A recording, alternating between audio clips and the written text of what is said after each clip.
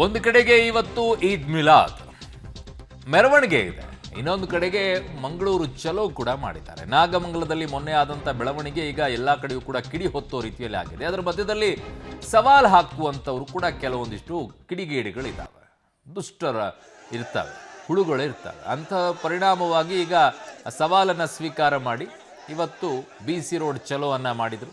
ಅಲ್ಲಿ ಹೋಗಿ ನಿಂತ್ಕೊಂಡು ಹೌದು ನಿಮ್ಮ ಸವಾಲನ್ನು ಸ್ವೀಕಾರ ಮಾಡಿದ್ದೀವಿ, ಇವತ್ತು ಈದ್ ಮಿಲಾದ್ ಮೆರವಣಿಗೆ ಸಂದರ್ಭದಲ್ಲಿ ಬಂದು ನಿಂತ್ಕೊಳ್ಳಿ ಅಂತ ಹೇಳಿದ್ರಿ, ನಾವು ಬಂದು ನಿಂತ್ಕೊಂಡಿದ್ದೀವಿ ಅಂತ ಸವಾಲನ್ನು ಸ್ವೀಕಾರ ಮಾಡಿ ಅಲ್ಲಿ ನಿಂತ್ಕೊಂಡಿದ್ದಾರೆ.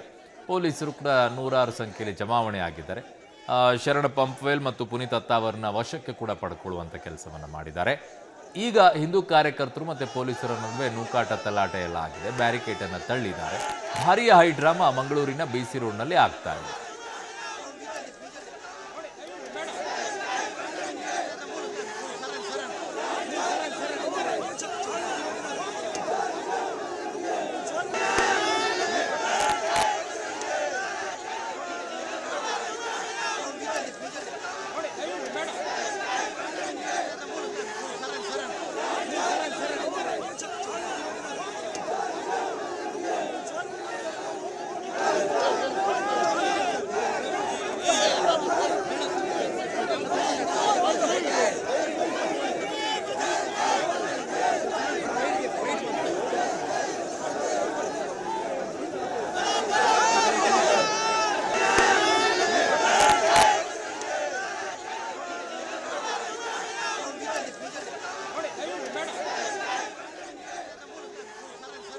ಸೊ VHP ಮುಖಂಡ ಶರಣ್ ಪಂಪ್ವೆಲ್ ಅನ್ನ ಈಗ ವಶಕ್ಕೆ ಪಡ್ಕೊಂಡಿದ್ದಾರೆ.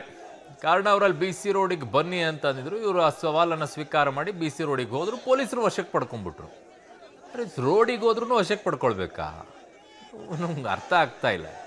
ಅವ್ರು ಸವಾಲು ಹಾಕಿದವ್ರನ್ನ ಇವತ್ತು ಬೆಳಗ್ಗೆ ಅರೆಸ್ಟ್ ಮಾಡ್ತಾರೆ, ಸವಾಲನ್ನು ಸ್ವೀಕಾರ ಮಾಡಿದಂಥವ್ರನ್ನ ರಾತ್ರಿನೇ ಅರೆಸ್ಟ್ ಮಾಡೋಕ್ಕೆ ಮಂಡ್ಯ ಕಡೆ ಎಲ್ಲ ಕಡೆ ಓಡಾಡ್ತಾರೆ RSS ಕಚೇರಿಗೆ. ರೋಡಿಗೆ ಬರ್ತೀವಿ ಅಂತೇಳಿ ರೋಡಿಗೆ ಹೋದ್ರೇ ಅರೆಸ್ಟ್ ಮಾಡೋ. ಯಾವ ಆಧಾರದ ಮೇಲೆ ಅರೆಸ್ಟ್ ಮಾಡ್ತೀರಾ?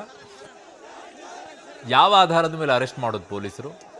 BC ರೋಡ್ ಬಾ ಅಂತ ಅವ್ರು ಕರೆದ್ರೆ ಹೋಗೋದು ಬೇಡವಾ ಪ್ರೀತಿಯಿಂದ?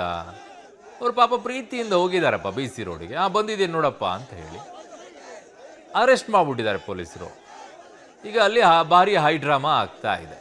ಬ್ಯಾರಿಕೇಡನ್ನು ತಳ್ಳಿ ಕಾರ್ಯಕರ್ತರು ಆಕ್ರೋಶವನ್ನು ವ್ಯಕ್ತಪಡಿಸ್ತಾ ಇದ್ದಾರೆ.